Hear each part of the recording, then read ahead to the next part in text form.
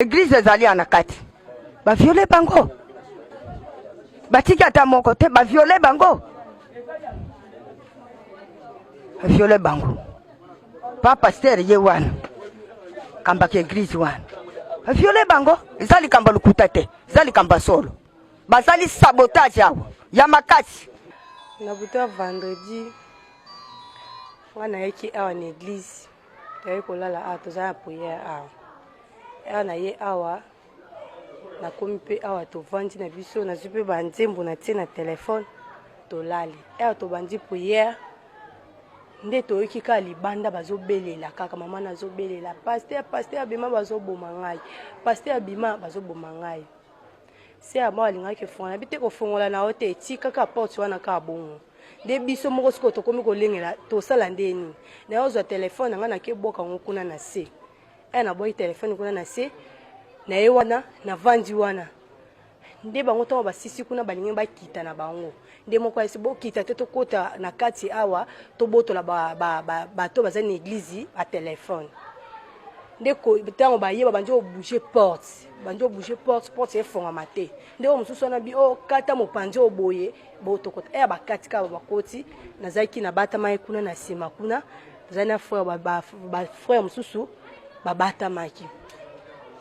So ba ye wana ba moni ser na biso moko na ser o mususu wana ba vandi ba ye ba kangi ba banjo beta ser wana moni bon zo téléphone apesi bango apesi bango téléphone ko bima mususu wana ekekula keka ko bima nga bimi ka bonde ba tiki ser wana ba yelinga bango nyonso misato ba yelinga bango nyonso o pesa téléphone nga binaza na téléphone te pesa mo binaza mbongo te nde o mususu wana bango misata ba lobi photo violer biso nyonso misato to vele biso nyonso misato nde babanjo betanga bazili sheti ba betinga na munoko na zoki mususu azo ya betinga yi na mpenda wa etikali cicatrice nde babanjo ko vele nkali boso wana moko wana kainga maboko mususu wana azili sheti atinga na kingo abiso mekika ko saka ba je to bomo aw o mususu wana yena munduki atinga na tolo abiso ka o meki to saloka mabe bango nyonso misato wana bantouré ngaka sko nde chef na bango na tango aye nda koti wana bi o botika to kende air déjà ekoki nde ba so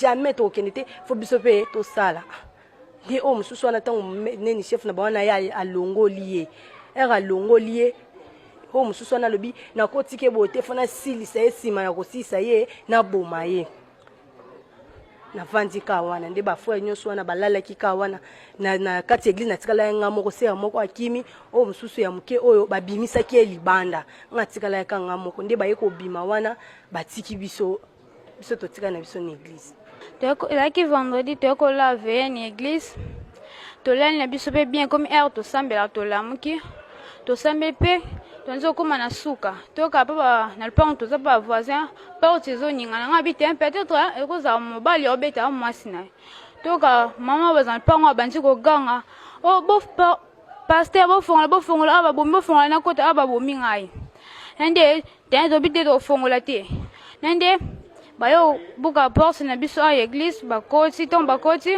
ale mukonzi na bango kanga na liboko bazaki mibale babimisinga libanda o mukonzi mema eboye violer a libanda babimisinga libanda babimisinga ba violer mukonzi bango violer nga après basinga kima nde na kima kina kyo tourner pa mo beza alikolo nde na kokota na église bayibinga na téléphone bande ko tozalaki na bango a tolalaki pona losambo tozosambela to remarkaki menace moko na kati ya lupango nde to bandi ko milengela tomoni sima ko menacer bandako bakoteli bandako nyonso nde babuki biso porte tant babuki porte bakoti bandi ko beta biso ba machette basima machette soko butali ba trace ba blessure eza na biso do bakoteli biso bazui ba sœur na biso bandi ko violer bango et puis esika nini likolo esika esantu bazui bandeko basi ba violer bango likolo kuna.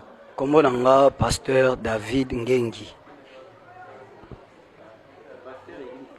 Naza pasteur ya église Secours de l'Éternel. Toza juste na commune Ngaliema, précisément na régie, na avenue Régie des Eaux numéro 5. Mon thème est vraiment blessé. Eza blessé na ma ya miso. Comme na ba jeune sœur ko lukanzambe na ba ajo biso to banda ko saela nzambe.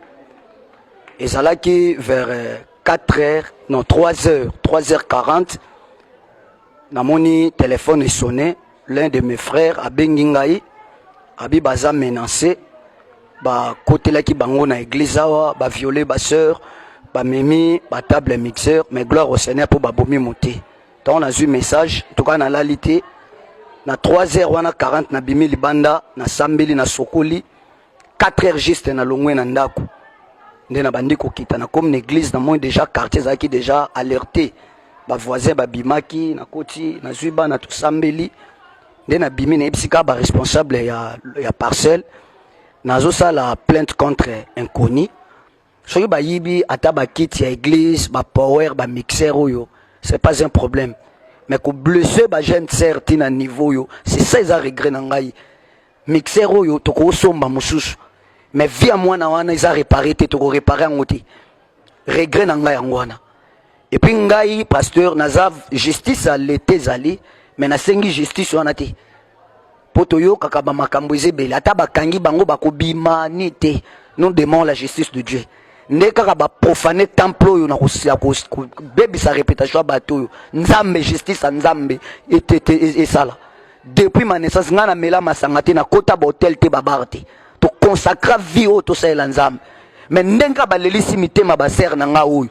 Nzambo to salela afuta bango. Biso to aki visiter na bande ba criminels. Bazaki plus de 40 personnes. 3 bazaki armés, 4 bazaki na ba armes blanches.